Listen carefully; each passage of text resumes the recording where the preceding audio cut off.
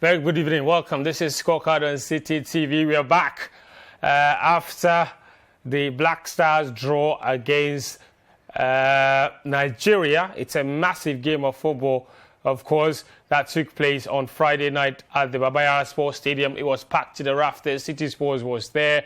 We brought you some coverage. So we'll look back on that particular game with an eye on that return leg in Abuja. It's the showdown on Tuesday evening. That wasn't the only game, though, in the World Cup qualifying playoffs. There were 5 matches overall, and some of the results will shock you. We'll look back on how it happened. How did Cameroon lose at home to Algeria? How did Tunisia win away in Mali? Egypt got a victory over Senegal. Revenge at last for the AFCON final defeat, or maybe Senegal will have the last laugh on Tuesday night. We don't know, but that wasn't the only one. Morocco got a crucial 1-0 draw away to DR Congo. We'll look back on all of those matches and tell you specifically how the return legs will go. Over in Europe as well, the European champions, Italy, will not be at the World Cup. They have been knocked out by Minos North Macedonia, who, for their reward, will now come up against Portugal, led by Cristiano Ronaldo. In South America, well, Uruguay have just about managed to secure that last automatic spot in the World Cup qualifiers. Canada have also sealed qualification in North America. All of that to come, plus some F1 for you here on the show. Max Verstappen, the world champion, is finally back, and he's got his title defense well and truly underway now. All of that to come in the next 19 minutes. What we will do now is take a short break. When we come back, I'll introduce my very special guest, and then we can get the show on the road. Welcome back. This is Scorecard on Citi TV. So it's the Black Stars mode, so you can see we're all back in the national team, of course, with that 0-0 draw in Kumasi. They go again on Tuesday night. But I'm interested in your thoughts as usual. The show is live and interactive on social media. You can send me a message on WhatsApp. The number is on your screen. You can also leave me a message alternatively on Twitter. Use the hashtag Scorecard. Scorecard, and we will retweet your messages. Your impression about the performance of the Black Stars over the weekend, and whether you think we can make it past Nigeria in Abuja on Tuesday, and what you think we must do, what changes you think must be made, who you thought was the best performer on Friday night, all kinds of thoughts really, what you make of even Otoado's first game. So there's a lot of things that I'm seeking your opinions on. So let me know, and we'll try and share them with the rest of our viewers, specifically our viewers from across Kumasi. They were absolutely brilliant. But let me introduce my guest. First one, of course, Coach Christopher Nimley. I say always, all the time, teacher by day, tactical analyst by night. Coach Christopher Nimley is right here in his America jersey. How are you? I'm fine, thanks. I'm very fine. Yeah, I'm fine. I called your T-shirt America jersey. I don't know, but it's full of America flag. On a day like this, I feel very betrayed. I don't get it. Betrayed by who?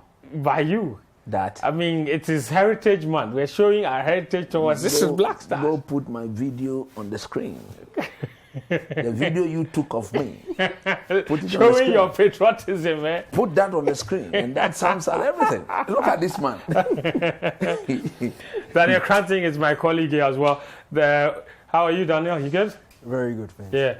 Guys, listen, even before we go on with this show, all 3 of us were in Kumasi. Charlie? And I want to pay tribute to the Kumasi viewers of Scorecard. I was truly overwhelmed by how popular the show really is in Kumasi, and for everyone that tunes in Kumasi, we are absolutely grateful. Christopher Nimley had to wear a cap. Look, I had to wear a cap just to disguise myself, but even that, it just wouldn't work.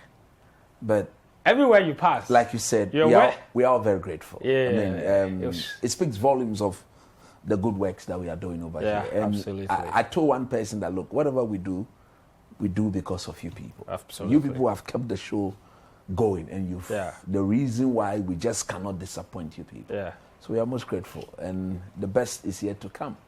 The best of the show is surely yet to come. They ain't seen anything yet, like the American man would say. Daniel, I mean, I don't know, man.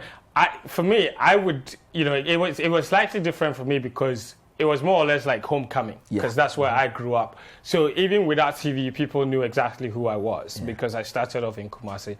But for someone like Daniel Cranting, I mean... I was feeling like Justin Bieber. I was feeling like a pop star. Oh, bro. It was... No, but it was overwhelming. And we are grateful. As Coach said, look, we do the show because of the viewers out there. They have kept it alive. They have kept pushing in. We are here every Sunday because of them, and we are back here. We went to Kumasi, busy yesterday, but we are back here just because of them. It's overwhelming, and yes, it should keep growing. Yes. And the more you watch, the better for everybody. Look, I was on my way today, and then I got to Cove Town, and in the traffic, then somebody saw me and said, Coach, please get that. So I told my friend to park, which he did. Wow. Now, when I got down, he was with his wife, and the lady, goodness me. Do you know what she remembered? She remembered the Maguire.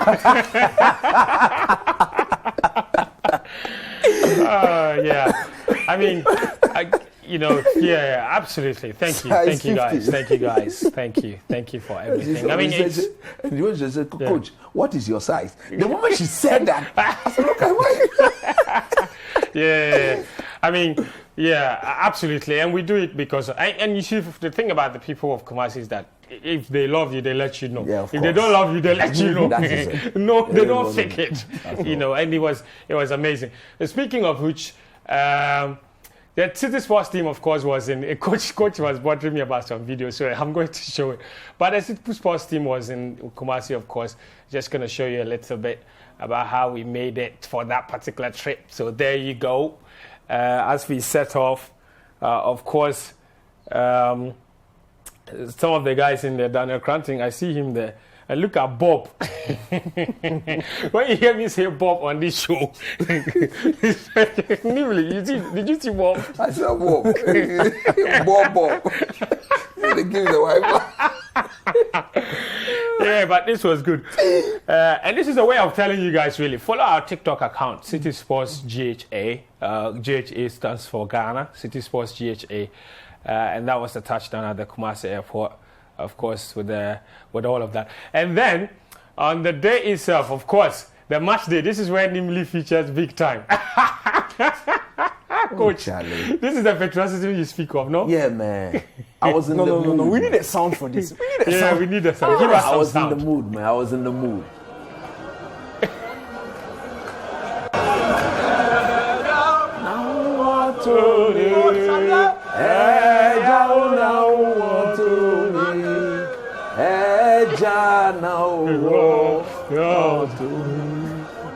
Charlie. I was in my element, man. Damn. I was in my element, man. Yeah, well done. Yeah, that was before kickoff. Yeah, that was before kickoff. And then after the game finished, there was a video of you, Gary, posted. Yeah. You make one pass. So Charlie. But you know what? Let's start by showing you some highlights. First of all, of course, of that game at the Babaya Sports Stadium, it was the Black Stars of Ghana against the Super Eagles of Nigeria in front of a packed 40,000 capacity Babaya Stadium. Some people said it was 50,000. But at the end of 90 minutes, the game ended 0-0. Take a look at some of the key moments. All right, so it ended 0-0. Lots of things to really unpack. I'll begin with Coach Christopher Nimley, who was at the stadium, of course. Coach, there's a lot to say, but for you, what were some of the standout moments for you in this particular game? Look, to be honest with you, when the game started, there were certain things I was interested in. I wanted to see how, first and foremost, we will approach the game in quarters. When I say in quarters, the first 15 minutes, second 15 minutes, last 15 minutes of the first half. Right. What will be our approach? I was impressed with the first 15 minutes. No two ways about that. Now, after the first 15 minutes, the two teams had laid down exactly what they were all about and exactly what they were going to do tactically on the day. Mm-hmm. That is where now the in-game coaching should have started. And I've said it on several platforms. That is where our four coaches, personally to me, they disappointed me. Really? Yes. To be honest with you. Okay, explain. We were the home team. Okay. They had gotten their tactics right in terms of the 4-2-3-1 because I had said, if I'm the one in charge, that is what I will do. having watched this Nigerian team play. Either go 4-2-3-1 or go back three. Wasn't it a 4-3-3 maybe? No. On the face of it, anytime Baba Idrisu came into midfield, it was a 4-2-3-1. It became a back three when we tried building from the back. So before I come there, they got the tactics on the day very spot on. No two ways about that. Now, once the game started, then within every tactics, there will be movement. Now, you look at what the opponent will do to either try and nullify your threats and try to see whether they can come out stronger than you do. Okay. That is where I thought the problem started from, because people are saying that we played well. I don't think we played well. Because, really? Yes. But isn't the point Let about... me learn. When you said you play well, we just watched the game. How many highlights did you see there? Quite a few.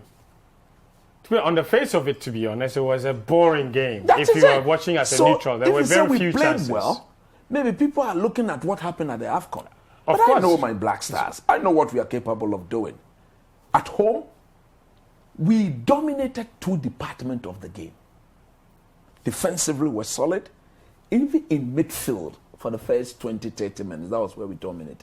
But in the attacking third, where we needed to go and hurt the opponent, it was completely fruitless. That's true. And in my view, that is why I say we did not play well. And I will defend it everywhere I go. You're saying basically Nigeria were too comfortable. They were very defensively. too comfortable. Yeah. Defensively, they were very They were too never comfortable. under threat at any At point. all. There was no point in that game where we had a sustained amount of attacking pressure for us to say that, look, in the next 5 minutes, 10 minutes continuously, we were at them. It never happened. That is where my disappointment came from. And this is my view. This is what happened. Look, I listened to Otto Addo post-match. He talked about we going to a back three when we're in possession of the ball. That wasn't in fact true. It was when anytime the ball got to Jojo Wallacott and we had to try building from the back. Then Baba Idrisu, who per the system slot in between the two centre-backs. in between the two centre-backs. People are criticizing Thomas Partey. You dare not criticize him. Because tactically, once you drop his partner into the libero or in between the two centre-backs, Partey has got nowhere to go. He needed to stay there and make sure the shape of the team is intact. And look at what the Nigerian did.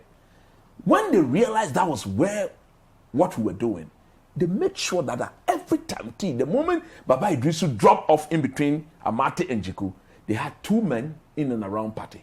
So anytime the ball went to him, quickly. So that's why Partey was never at the receiving end of any of Baba Idrisu's passes. That is it. Because every time Idrisu got the ball, Partey was marked. Sandwiched by two men. So he wasn't hiding. No, he wasn't hiding. He wasn't hiding. Because at the end of the day, see, there are ways of building from the back.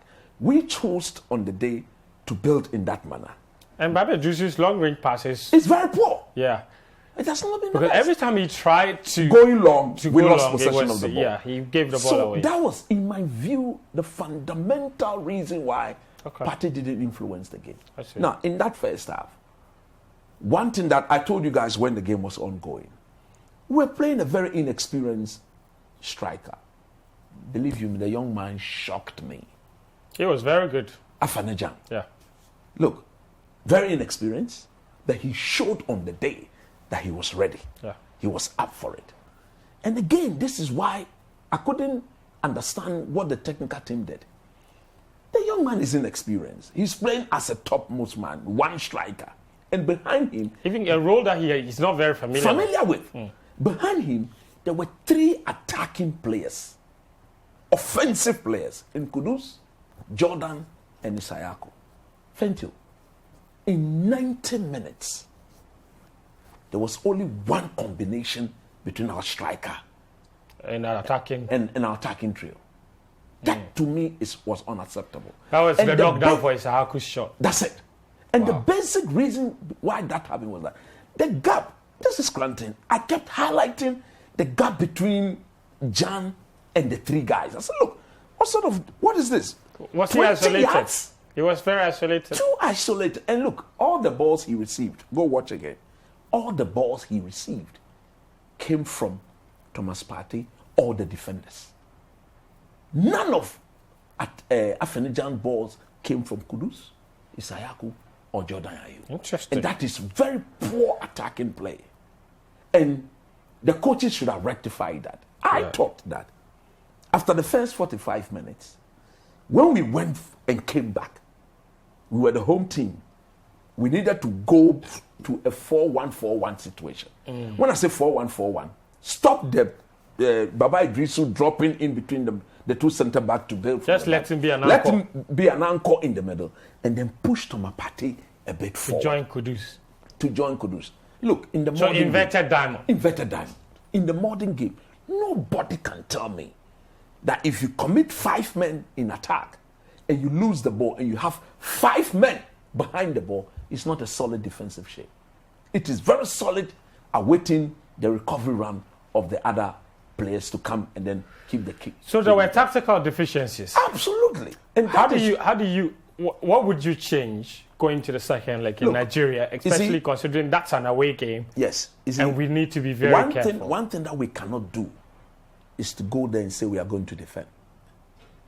Because that would be a mistake. That would be a huge mistake. This team is not cultured for that.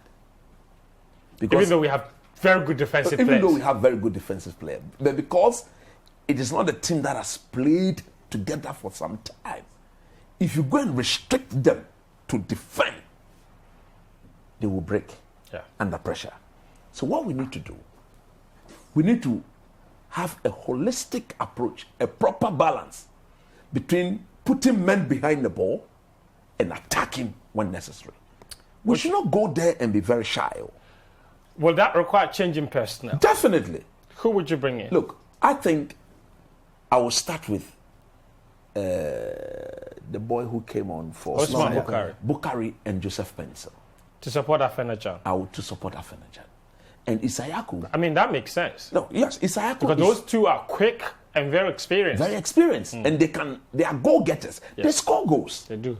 Joseph Pencil scores. Yes, Osman scores goals. Because, you see, we don't have, our team hardly scores. We need to score to stand any chance of qualification. True. That is true. If we don't put the ball in the back of the net in Abuja, we should forget it. So therefore, this is when we need proper pacing players. You see, we should bring in players that will expose the gap. That is it, the right back, Ole Aina, and then the left back. From what we saw, the two of them liked bumping forward. We should remind them of what Bukari did to the left back when he got hold of him, in, and he had gone on the overlap, and the ball was just put in the space. Even he couldn't get closer to his shadow. And I think that, will our captain be back? No. Jerry said, did he stay suspended? Yes. Okay, so if he's suspended, he wasn't even named. He wasn't even. So that's good, because of suspension. Yeah. If he wasn't suspended, I wouldn't have started him though. He would be a nice, beautiful asset. See, if we don't manage the game up to the 60 minutes, look, everybody watching this program, take it from me. If we stay in there for 60 minutes and they stay 0-0, we are qualified. We'll beat the Nigerians 1-0, because then the supporters will come at them. That stadium is 60,000. I believe there will be 70,000 plus people in there. If the Abuja people come, they say they don't like watching football. But they will come. I believe there will be 70,000+ in there. And once they come out, and looking at their record at home, they've thrown away a 4-0 lead before. They've lost to a team. They've actually scored only 3 goals in the World Cup qualifying at home. So we need to. In 3 games, so they don't score. So we need to stay in there. And look, and this is a personal advice to the technical team. Look, in football, when the stages are high, when you see the obvious, you don't dwell over it. When you see the obvious change, you should do it. All right. And that was one of our downfall. There was no way Isayaku should have lasted as long as he did. Plus minutes. Yeah. Looking at 78 minutes. Yes, looking at those we have on the bench. Yeah. And there was no way Jordan should have lasted. Especially considering he's recovering from COVID. I mean, they didn't the man help has him. recovering from COVID. Yeah, and only trained once. And let me highlight this. We need to clearly define who takes our set pieces. Thank you. Look, that's in a very this modern game, you don't do that. It's like we are experimenting in-game. What is that? That is why we've got 4 renowned coaches in there. Yeah. So you put pressure on a player who shouldn't be taking the set pieces, and he's the one doing it. All right, Coach. Please, let me say my last thing to Ghanaians. This team is undergoing transition. No Ghanaian should be disappointed if we fail to qualify. Yeah. Nobody. But at the end of the day, I am happy that we are giving ourselves the best chance to qualify. And my last point will go to the president of the Ghana Football Association. Look, if what he saw in Kumasi will not change his orientation, 360-10, on the way he talks to the people of this country, then I don't know what sort of person he is. Coach. Because look, the support. Coach, yes. And then look, let me salute Enimado. He's my very good friend. Yeah, Samuel Enimado. Yes, Samuel Enimado. Why are you saluting? I salute him because of his humility. And I believe, look, I spoke to so many people who told me that they went to the stadium because of what Enimado did. You saw him knelt down and pleaded with the people of Ashanti. He was on Football Made in Ghana. He was very... very humble and very submissive. Pleaded for forgiveness. This is what you do to bring people together. All right, Coach. You don't go and disgrace us and come back and insult us. Hold your horses. Coach. When I'm firing these people, allow me to fire them. You should allow me to fire them. You have fired them enough over time. You have fired them. The fire has gotten to them. You keep making the same errors. Look, the fire is enough. We love them, Coach. Yes. But they should do the right thing. We will take a short break. When we come back, I'll take Daniel's thoughts on the game, and then we can zoom into other qualifying matches from the African continent. This is Scorecard on Citi TV. You're watching Scorecard on Citi TV. We showed you highlights of the Black Stars game against Nigeria, ended 0-0. The return leg is on Tuesday night, 5 p.m. kickoff in Abuja. And it should be an interesting one. Only one ticket remains to be shared between those two teams. Not to be shared, really. Only one of them can take that ticket to the World Cup. 1 of 5 for the African continent. Daniel, you were in Kumasi, you watched the game. I'd like us to look at the, that draw with an eye on the return leg in Abuja and how we could possibly secure that ticket, because that is a Herculean task, my brother. Yeah. All the 5 matches that are going on in Africa are difficult for all the 10 teams involved. Yeah. Nobody's going to have it easy. It doesn't matter the result from the first leg. Nobody's going to have it easy. And the same applies to Ghana. Let me ask you this question. On paper, who is more likely to score goals, Ghana or Nigeria? Nigeria, of course. Nigeria more likely to score goals. Now, in order for Ghana to score Nigeria, we need them to commit. Are 2 opportunities in the game. You look at that Osman Bukari chance. It happened when Nigeria had committed. So it means that, first of all, it means 2 things. First of all, we don't necessarily have that attacking threat to be able to carve teams open by heart. So then, in order to score goals, you have to first of all defend well, lure them in, and then counter them. That is how we are going to get our goals. So then, I understand why Otuado went with Jordan Ayew. I don't agree with Fatah Issahaku, but with Jordan Ayew, I perfectly understand. Gideon Mensah had a good game, 50% due to his defensive work and 50% due to what Jordan Ayew did for him down that side. Jordan was brilliant, absolutely brilliant defensively. He really was. And that is, you see, you can't overlook that because, yes, his profile may be an attacker, but per the system, his all-round performance was fantastic. That's why I didn't personally understand the boost, and I totally disagree with the boost. And I blame the coaches for I agree with you on that. I agree with you. He shouldn't have lasted as long as he did. Look, we need him.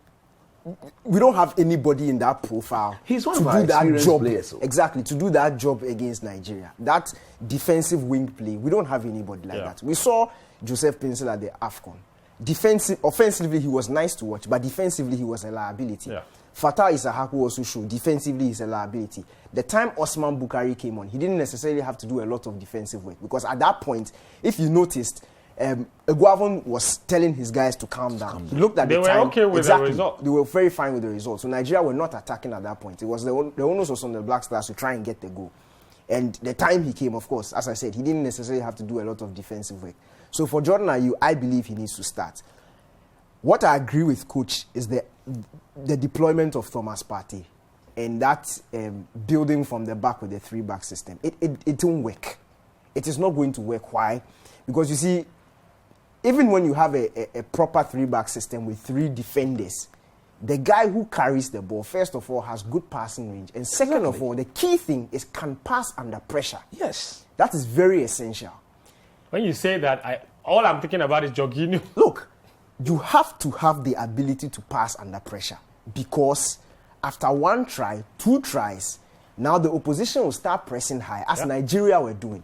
They were not just pressing high, but they were blocking spaces between himself and Thomas Partey. So as soon as the ball was given to him, when they were approaching him, his first instinct is to just hit it long. And you see, he wasn't passing.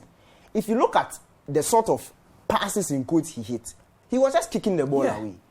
Because of the pressure. There was too much pressure. Baba Idrisu. Yes. He was just kicking the ball away. And you see, that defeats the purpose of playing from the back. Because playing from the back is to keep possession of the ball and trying to build from the back. But if you are kicking the ball anytime you are pressed, then you are not the person supposed to be there. So it's 2 things. Either, and a lot of people will not agree, but if you want that system to work, they'll go back 3. Either you go back, even if you want to insist on using one of your midfield players, I say bring Partey into that. Yes, maybe put Partey. He's probably the best press-resistant midfielder in world football at the moment. Exactly. Partey Drop is him in brilliant. that role. Instead of Baba Idrisu. Because Partey has that ability, even from deep, to pick passes. He can see passes, he can pick them. And you see, that was my problem, because I was wondering why the coaches were not reacting to it. It was, and you see, just to help you with your point, in fact, you remember the penalty incident? Yeah, exactly. Perfect example. Exactly. That's exactly what you're saying. Two Nigerian players. What should have happened once Wollacott gave the ball to him? And you see, people are blaming Wollacott, but that is playing from the back. Even when there's pressure, you have to have that. It's instruction. It's instruction. He passed the ball. Baba, what do you do? Pass it back to Wollacott. Simple. You can't see and you remember after the incident, Baba was blaming Wollacott and asked him not to give him why he gave him the ball. But why shouldn't he give him the ball? See, simply pass back. Two things. Wollacott had a better view, so he should also be told that when your player is under pressure. No, you see, Baba touched the ball a few times. And Wollacott's point was that he didn't need to touch the ball as many times as just pass it back to him and continue. So therefore, the 2 gentlemen have a responsibility under what happened. In passing the ball, you the keeper, you should watch. And I'm sure that, I don't know whether he communicated to him that man on. Give it back to me. That would have prompted Idrisu to give it back to so that he clears the ball. So either there was lack of communication, or Baba was stubborn, believing in his own abilities. But for VAR, that was a penalty they would have given it. Actually, he gave it. Look, Daniel, finish your point. Baba should just have passed the ball. It's a simple, basic passing from the should back. have, could have, not important now. No, it just highlights his inability to play or pass the ball under pressure. So suppose what you're saying, if we're going that system, it was better use Partey. Exactly. You set Baba up to fail because we all knew Baba can't pass. Everybody knows he can't pass under pressure. And saying he can't pass doesn't mean he can't see his player and pass. Modern day football, he should be able to pass under pressure. That's not to say he wasn't good. He was excellent. He was excellent. But from an offensive point, you see, and that's why a lot of people are overlooking. That's it. Our offensive build-up was mainly dependent on that system, playing from the back. If we couldn't get it right, we're never going to be a threat offensively. And that's my point. So you see, if we are going into the second leg, my point is that defensive solidity needs to be paramount. That should be the first thing. I don't think we should be overly concerned about how to score, because we must not score from the get-go. It's not a must. Stay in there. Stay in there for as long as 60, possible. 70 Nigeria, wait for them to make mistakes. On them. If you listen to what is going on, they are disappointed they didn't beat Ghana. They are. They are disappointed their attack couldn't threaten Ghana. So the onus is on them to attack. They will commit. If you go and you try and match them 2-2, you will lose. It is a fact. You will lose. So match them 2-2. Don't match them 2-2 in terms of attacking. Let them come, and they will come at you. And that is where our strength lies. With Afenajan's pace, with Kudus on the ball, with Jordan Ayew, who is excellent when it comes to drawing players towards him. Yeah. You see, we don't have a player with his profile. He may not be exciting to watch, but he does a job. And that's why, you see, ask yourself this question. You constantly criticize him for not scoring goals, for not giving assists. But Crystal Palace playing every time. Yeah. The Black Stars playing every time, regardless of the coach. It should tell you something. Some players are not beautiful to watch. When you put on your TV, you don't want to see them play because they don't make you happy. But they fit that system. They are so essential to the system that you cannot take them out. And that is Jordan Ayew. So look, we have a very good chance. As long as we didn't concede at home, we have a very good chance. And we have that avenue to score. And I feel that is on a counter-attack. Okay. So buy your time for as long as possible. Just 1 minute. If we stay in that game, and as coach said, if we stay in that game after 60 minutes, I'm very, very sure we will get Look, so let me tell the coaches, if the unexpected were to happen, Which is us conceding first. which is we conceded first, don't be afraid. Go for it. Don't be afraid at all, especially Because what's there to lose after all? You're there's- losing yeah, 1-0 half. So. and we are going out. Yeah. We will be going out. Look, if by the time about 30 minutes to go, 20 minutes to go, and we are down, the attacking changes will have to be made. Nobody should be reactive. Be bold. Be bold and go for it.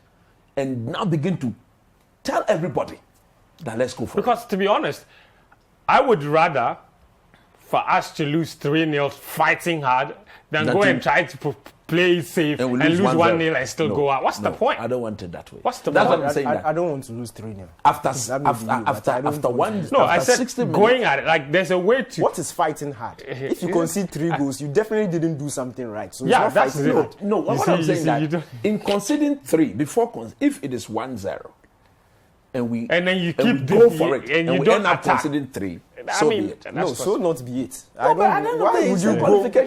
No. Okay. All right, guys. Anyway, so that game is on. It's on Tuesday night. It's 5 p.m. kickoff. Moshood Abiola Stadium, 60,000 capacity. It will be screaming green inside that stadium. But the Black Stars of Ghana will hope that they can get that ticket to Qatar 2022. The World Cup is later this year, of course, in Qatar. And hopefully Ghana will be there. A few other things to talk about. Massive congratulations to the Ghana under-20 women's team. The Black Princesses, they booked a 6th successive World Cup appearance. They beat Ethiopia 2-1 today to complete a 5-1 aggregate victory. They won the first leg 3-0 in Ethiopia before beating them 2-1 in Accra. So now they will be at the World Cup in July in Costa Rica. Ghana and Nigeria are the 2 representatives from the African continent there. Anyway, let's go to the other African World Cup qualifying playoff matches, beginning with this one in Cameroon, in Yaoundé, in front of 60,000 screaming fans. Algeria, who had a very disappointing AFCON, the African champions from 2019, they went there and they beat them by 1-0. Wow. In Yaoundé. In JNO, my good friend, he was so sure Cameroon would at least win at home. They didn't. Daniel, Rigobert Song's tenure as Cameroon coach not starting off well at all. Why would they start? Why wouldn't it? Why would they Why start? shouldn't it?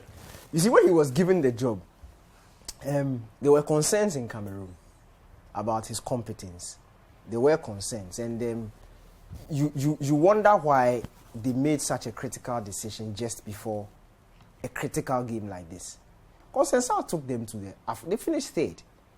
They were very good at the AFCON. They played really well. If you want to change coaches, and I always say, look, unless you have to, you don't do it just before a very critical game like this. Because now, Rigobert Song is now learning this team. And it's going to be extremely difficult for him. 1-0 at home. There's no way they are going to get a result in Algeria. I said there's no easy game. Algeria may struggle, but they will still qualify. Because Cameroon can't go to Algeria and win. You honestly can't. Because the fact is, Algeria will score at home. So if Cameroon want to qualify, it means they have to score more than once. Win there and score more than 1 goal to qualify. It's going to be extremely difficult. If you look at the manner in which the game went, Algeria controlled the first 15, 20. In fact, almost the entire. It didn't look like losing at any point. It didn't look like a home game for Cameroon. It really didn't look like. And once they got their goal, if you saw the Cameroonian chances, it wasn't like Algeria now sat back and were comfortable defending. And those chances were not clear-cut opportunities. They were half chances. Like the Toko Ikambi chance. He had to dribble past 2-3 players to take a team shot who went straight at Mboli. They were really not under pressure at all. And you see, the game went exactly how Algeria expected it to go. That's to just show you how tactically outclassed Rigobert Song was on the day. Interesting. Let's take you to Bamako. Don't change coaches when you don't have to. Mali hosted Tunisia in Bamako. No matter the home support, Tunisia also got a victory 1-0 away in Mali. All right, so that ended 1-1 in Morocco. Coach, quick one, first of all on the Mali one, losing at home to Tunisia. In Bamako, Mali were superb during the group stages. To lose to Tunisia at home in Bamako, it was one of the shocking results for me. It was very shocking. To be honest with you, I didn't see that coming. I thought they would have won at least by 2-0 because of the quality they've got. And I think with this current coach, I think it is time they look beyond him. Why do I say so? He's been there. He's actually led the development of most of these boys, from the juvenile level through to where they are at the moment. Mali, perennial underachievers. Yes. I don't understand what's going on with them. I think it has come down to the coaching. Because, is it? Yeah, I think, look, the quality of these guys. They also decided to do my try after the AFCON. They brought in... what's his name? No. The former Sevilla and Tottenham Hotspur striker. No, not to sack the coach. And they brought people to help him. Yeah. They didn't sack the coach. And they brought, is this Sissoko? What's his name? The former African Footballer of the Year, Sevilla. Kanuti. Yeah. And then the Barcelona man. Sissoko, Seydou Keita. And Seydou Keita. Yeah, just to help the man. But look at what they did. In trying to help the head coach, you bring him people whose understanding of the game in the coaching field is very down there, not up there. So there wasn't any massive improvement to the technical team. That's what I'm saying, that maybe that, in my view, cost them. But look, all is not lost. Like I did say earlier on with the Black Stars, they understand they are 1-0 down. They are going to Tunisia. This Tunisian team are tactically very disciplined. Very disciplined. Yeah. So, look, the world is watching. And for me, I would really love to see Mali go to the World Cup because of the talent. They've got a lot of talent. The talent they've got. But at the end of the day, I think this game was just this game wasn't tactics. It's just one of those days that everything just goes. It's too bad we couldn't show you the game. It was an own goal. They were trying to play from the back. Defender and attempting to pass. I've seen it. No, there was no way Tunisia were going to get a goal in this game. Absolutely no way. And then after that, he goes on and by mistake, you see, he made no attempt. Same defender made no attempt to make a tackle, and he by mistake clips the defender's leg. He's the last man, and he gets sent off. And even then, Mali were more dominant in chance creation and possession. They got totally outplayed. It's just unfortunate the ball didn't end up in the back of the. Look, it's one. So does that give you confidence though that they could beat Tunisia in Tunis? They can't beat Tunisia in Tunisia. They can't. They can't. They should have at least made it 1-1. Okay. But they can't beat Tunisia. Quick thoughts on the DR Congo Morocco one. We might actually end up seeing 4 North African teams at the World Cup. That is what I don't personally want to happen. Personally, I don't want that to happen because we've because Morocco has gone to DR Congo. They've got seen them go to draw. the World Cup, and when they get there, because their game is so very similar to the Europeans, they just get beat like that. That is also true. No effort from them. But I think that this Morocco will go past DR Congo. DR Congo cannot qualify in Rabat. No, but I believe Senegal will overturn that 1-0 deficit. That's where I'm scared. That's what we're about to show you now. So, Coach, hold your thoughts. Egypt hosted Senegal. It was a repeat of the AFCON final 2 months after the Senegalese beat them in penalties, of course, in front of 80,000 fans at the Cairo International Stadium. They won that match by 1-0. So Egypt with the first leg advantage. Coach, you think I have no doubt this will only last 3 days? I have no doubt. If there is any game that I'm in that new stadium in Dakar, they haven't played there. I said, mark it. Senegal will go to the World Cup. Look, if you watch this game, I've watched twice already. The Egyptian had that early goal in the 4th minute. Apart from that, the amount of dominance that Senegal showed, if they repeat 50% of that, they beat Egypt 3-0 in Senegal on Tuesday. You think Egypt will crash under the pressure? They will be bullied. They will feel the sensation in their bones and in their spines. And at the end of the day, whether they like it or not, they'll give in. Dakar. Daniel. Look, Sadio Mane, Idrissa Gana Gueye, those guys, they will not disappoint the people of Senegal. No. Yeah, there's a 60,000 capacity I stadium. am so confident that when the whistle goes, in the first 10 minutes, they'll cancel the lead. Really? I'm telling you. What happened in Cairo? I'm coming on. It's the same thing that happened at They are the better team. Oh. Yes. That Mo Salah goal. Yes, pass go, hit the bar. Unfortunately, the ball hit the went in. You take such things if it's going to take you to the World Cup. And I'm telling you, the Egyptians were very fortunate to win this game. Okay, and Senegal overturned it. Daniel. Quick. Egyptians were not fortunate to win this game. Oh, they didn't create any decent chance. You don't have to expect that. Didn't you watch Egypt and they score? You know how they play. Exactly. You score the early goal. What do you do? Defend it. And I'm saying why that. didn't Senegal score if they were the better And what you have scored early in your country. We can't score early in our country. You can't score. You can't beat us in They Dakar. can't score. Senegal. You see, Senegal have to create a clear cut. Look. Like an XG of like 10. They will pass to be able to score. They will pass through them like this. They will pass through the They will human. pass through the human and put the ball in the back of the net. I'm telling you honestly. Senegal. Egypt will qualify. No. Look, We'll be back here next Sunday. Egypt Don't will worry. qualify. Coach, all right, so we finally have that Mali game. that game to be played on Tuesday, isn't it? All the matches. Yes. They will pass through them and put the ball in the net. Twice. Okay. We rectified that Mali versus Tunisia match. Tunisia won it by 1-0 in Bamako. Here are the highlights. All right, so the highlights there. We already discussed that match. Good to show you. So Daniel, that's what Daniel was talking about. Very unfortunate for Musa Sissoko. Wasn't a good back pass, but the goalkeeper was also firmly rooted somewhere else, and the pass was somewhere else as well. Let me read a couple of messages before we take a second break. Here. All right. This one says, good evening. I'm Maxwell, watching you live from the Volta region. Please, I'm fed up with the activities of the Black Stars, and I saw the way we played. I think we are not just ready, so we should not even bother ourselves to go there so that we can have enough time to watch other teams play on our screens. Interesting. This one says, I just noticed from your highlights of the Ghana versus Nigeria derby that the ball was literally running away from Jordan Ayew. Watch the video again, Charlie. The ball is running away from Jordan. Oh, I know what he's doing there. He's quoting Patrick Akoto. He says in the voice from Sports Panorama. Elon from Ho with that message. This one says, good evening to your panels and the rest of your viewers. Black Stars started great but lost stamina close to the end of the first half. So the coach should work on the stamina or fitness of the players, but we will surely qualify on Tuesday in Abuja. Brakweku, a.k.a. Bishopman from McCarthy in Accra. Kofi Marcus in Ahafo.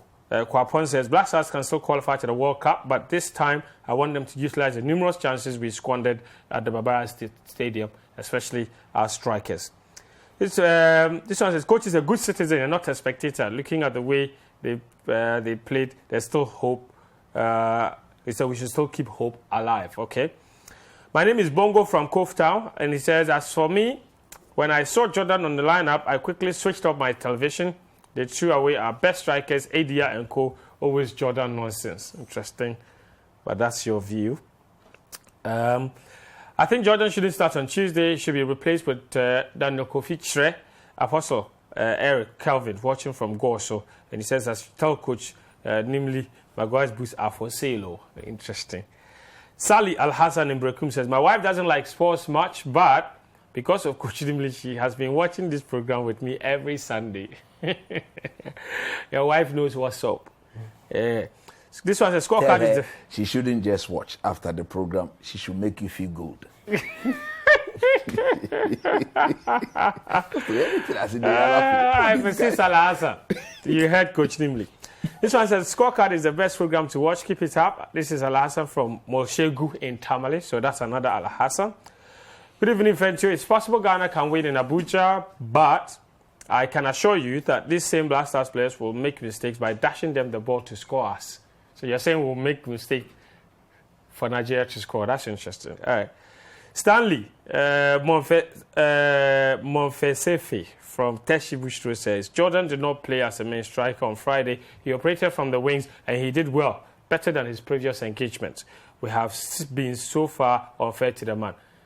This is somebody who knows football. Stanley, I respect you for that. They should take him off set pieces duty. All those things contributed. Jordan was not poor, unless like coach, like even I think Otto said it himself. Yes. Unless you don't understand football, he did very well. But per the role he was given, that's the point. But I think we are all enamored by this whole idea of he's a striker, he must score goals. So when he doesn't score, we get very upset.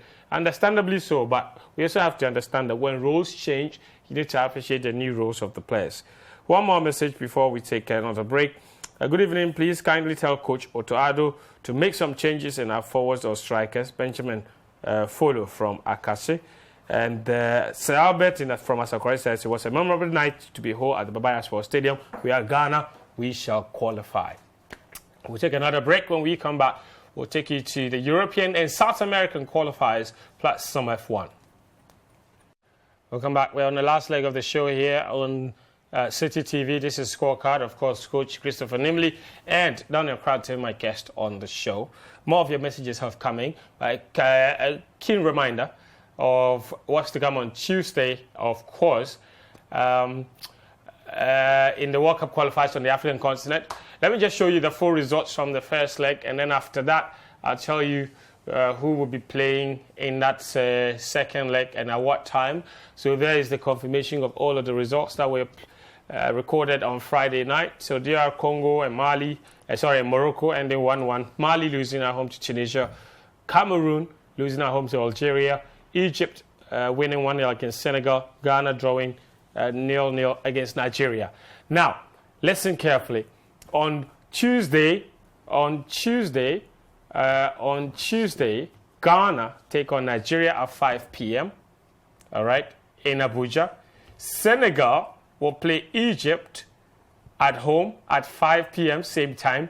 Then the other games will be played at 7:30. So Algeria at home to Cameroon 7:30 p.m. on Tuesday.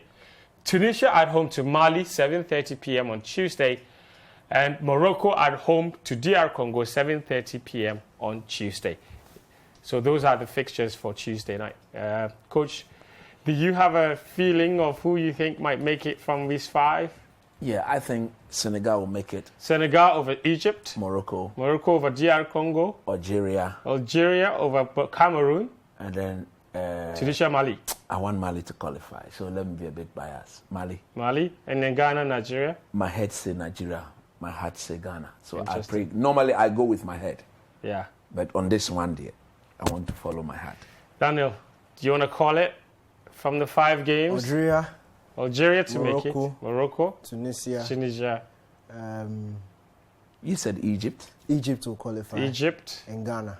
My head and my heart and my feet and my palms all say Ghana. So Ghana will qualify. All see Ghana.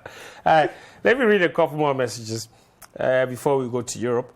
This one says, good evening, guys. I'm good luck watching you live from Nigeria. This is always interesting. We get a lot of messages from Nigeria, Sierra Leone, and Gambia, and Liberia, Togo, Benin, the whole Yase.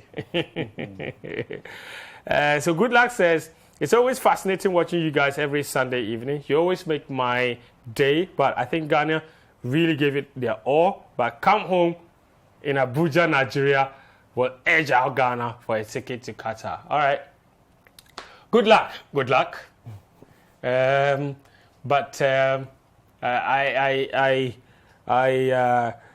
know a lot of Ghanaians would disagree with you, but thank you for always choosing Scorecard. We appreciate you. This one says, Keto Crookie made us to understand that Ghana took the best squad to the just ended AFCON. It was a blatant lie. Oto's team is far better. Keto and his Don't Call Me ESCO members should give Otoado a free hand to operate. Hello, Fentu Amano, Neymar Roger Jr., a cherished viewer of your show. And this is my first time commenting on your show, and I enjoyed Coach very much on Ultimate TV last Saturday, as others were heaping praises. He gave us the real tactical weaknesses of our coach. Interesting message. Joe Pobima says, you guys are doing well, but don't you see our goalkeeper was too slow for our build-up on the pitch? Interesting. Hi guys, great show as usual. The inclusion of Odoi and Mensah to the back four really subdued the dreaded Nigerian strike force. Great start by Otto and his technical team. I am anticipating a tactical masterclass in Abuja on Tuesday. Quite unfortunate, Nigeria cannot make it to Qatar 2022 with their star-studded team. I tip Ghana to sail through. 30 love from Palm Junction with that message. This one says, the game at Kumasi must be a lesson for people in authority of the GFA, that they should do what people want and not what they think and business acts. All right. This one says, this is the best performance of the Black Stars since 2015, African Cup of Nations, and my best player on the day was Gideon Mensah.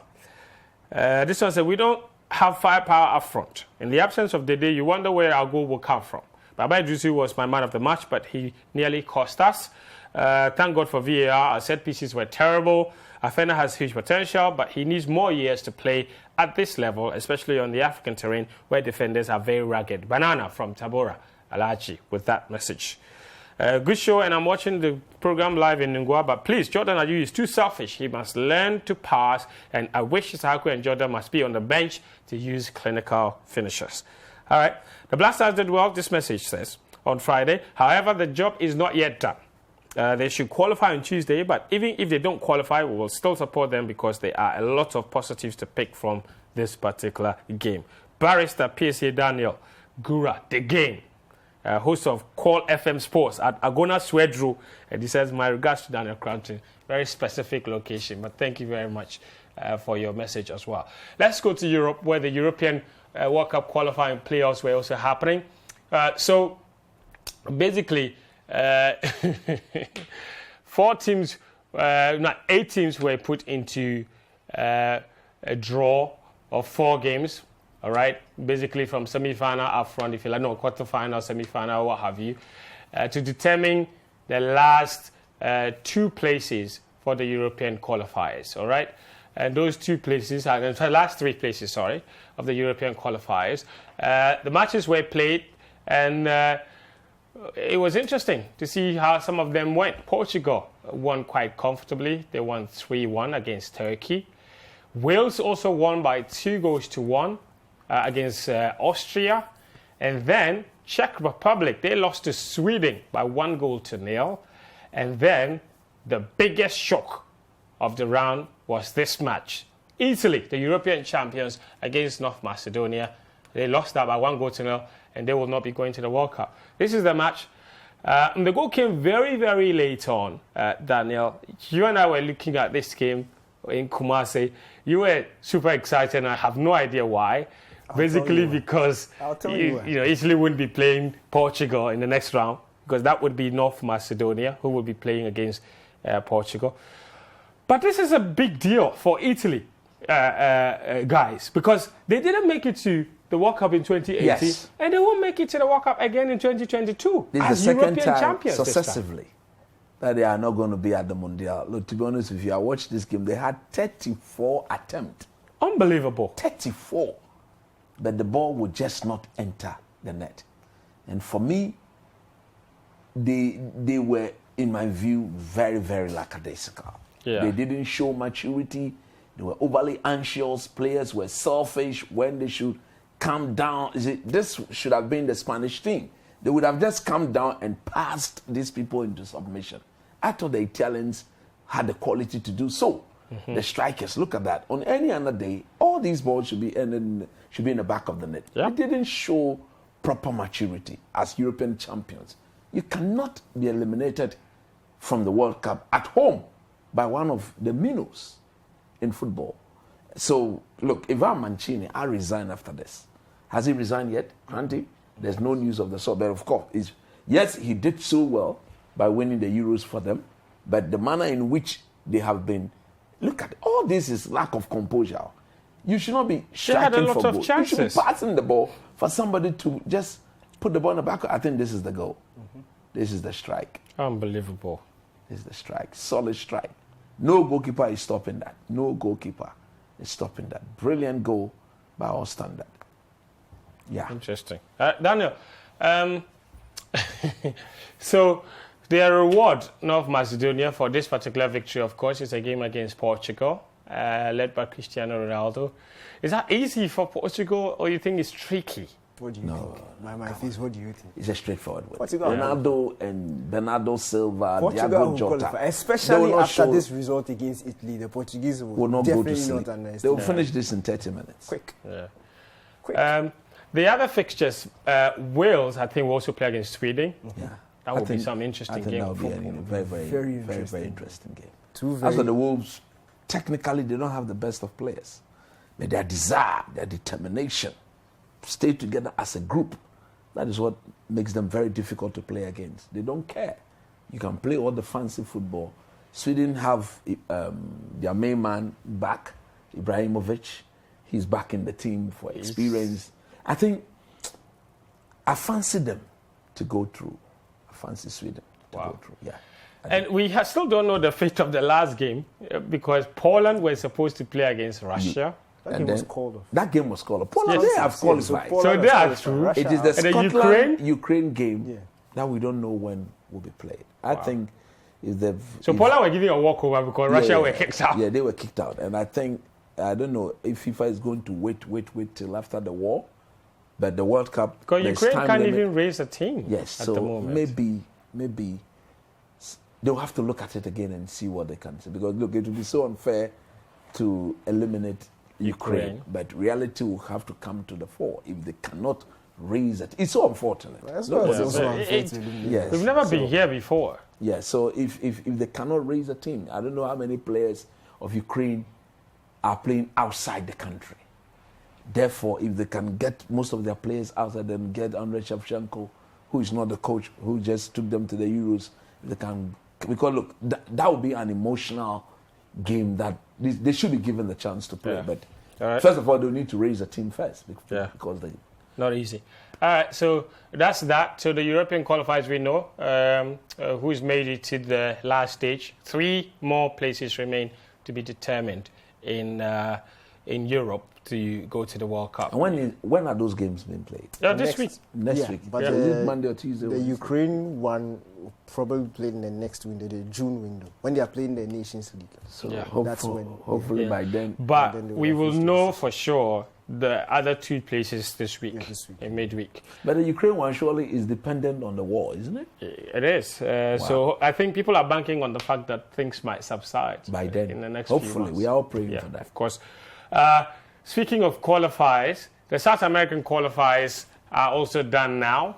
So, but we've got some 2 games to show you. First of all, Brazil, they took on Chile. They had already qualified anyway, and they still hammered the Chileans by 4-0. All right, so that was that. Let me show you the standings, the confirmation of who's made it to the World Cup from South America. So there you go, Brazil through, Argentina through, Ecuador through, Uruguay also through. Just 1 match day remaining in the South American qualifiers, and 1 place, in fact, that 5th position will play in the playoffs against the Asian team. And this is critical because Peru, Colombia, and even Chile still have a chance. So either Colombia or Chile will not make the Wow. They still have a chance to book that playoff place. And almost certainly every time the South American team qualifies. Yeah, anytime they happen to play those people. go and play a team against Oceania. How can you not qualify? So that 5th spot is what's up for grabs now. But we know for sure Brazil, Argentina, Ecuador, Uruguay all going to the World Cup. The big news is that Colombia, Chile, both of them or one of them might not be at the World Cup. And that's a massive one. Let's tell you about who just booked their place to the World Cup, though. Canada. They just beat Jamaica, I believe, by 1-0. It was 1-0 before I came here. Now it's 4-0, so they concluded. The last time they were at the World Cup, you have to go back to, I think, 1994. It's been a very long time. Very long time. And they have booked their place. Canada, they have booked their place. So that 25 points there will now become, +3 is what? 28. So they have booked their Look at place. what by topping the zone. Yes. So they have 28 points now. And it's the top 3 that make it, and then the 4th team will go into the playoffs. So Canada have booked their place, and now USA, Mexico, looking good position to book the remaining 2 automatic slots. And then you will have Costa Rica and Panama fighting for that one playoff. FIFA need to do something about How this. many slots do these people have? That's what I just said. The out top of 3 8. automatic, the 4th place playoffs. This And is- then 5 out of 50 50 something. This is so unfair. This Yeah. is so unfair to This Africa. is all the countries from Comoros will beat Honduras, Jamaica, El Salvador, Panama, Costa Rica with chicken. Yeah, and they will qualify. So that's it. You see, that's why a lot of the African journalists and African football administrators are very angry. Either Ghana Look at or this. Nigeria Look will at not how many qualify. countries play in the North American qualifiers. 8. Look, 1 to 8 countries, and they have, they have 3 3 automatic spots. slots. So they have 3.5, 3.5. Yeah, Africa because- has just 5 out of 53 countries or 50. That is so Unbelievable. unfair. And Europe, with the same number, Europe has 55 countries. Yes. And Europe has what, 16 Yeah, places? 16, yeah, I think it was 13 and moved to 16. Unbelievable. That is so unfair. So unfair. I don't know, but they will tell you. I just got a text message from my friend in Canada. that. Very happy, of course, that they Of qualify course. for the World Cup. Especially, I think they'll be hosting the next one. Yes, alongside US. 2026, the Yes, so it United will be World Cup, along with Argentina, Mexico. Canada, Ghana in Group C. Wait. That's 3. What's the 4th team? They will come. They've not yet qualified. So Ghana, Argentina, Canada, Group C. in Group C, Yeah. in Qatar. Qatar, Group C. I think Alfonso Davies, and this is where he plays. Yes. He has to come to the World Cup. He has He's a to. very good player. He is coming to the World Cup in Qatar. All come and right, meet us. so there's that. Let's wrap up with F1 before we go. This was the second race of the season. It was a Saudi Arabian Grand Prix. And it was the world champion, Max Verstappen, after his DNF from last time. He's back and he's won this one. All right, check us out for Max Verstappen. See, so he's got his side of defense underway. Lewis Hamilton just about managed to secure 1 point, finishing 10th position. It's not going too well for Mercedes this season. His teammate, George Russell, I believe, finished in 6th position, got some points as well. But another podium finish for both Ferrari drivers. What a start to the season for the Pranking Horse. It's been absolutely incredible for them from the start of the season. Not sure how long they will go on with that, but they look very, very good indeed for the rest of the season. But guys, thank you very much. That's our show for today. It's always a Namely, pleasure. Daniel will be in Nigeria to bring us live coverage Goes to bring the tickets. of the game. So you better come back with Go secure qualification. qualification. Come Yeah. first. So That's safe flight and keep your dials here on Citi TV and 97.3 Citi FM and our website citisportsonline.com. All of the coverage for Nigeria versus Ghana will be live from Abuja with Daniel Krante. My name is Fentio Tahiru Fentio. Thank you for your time. Until next time, it's bye-bye for now.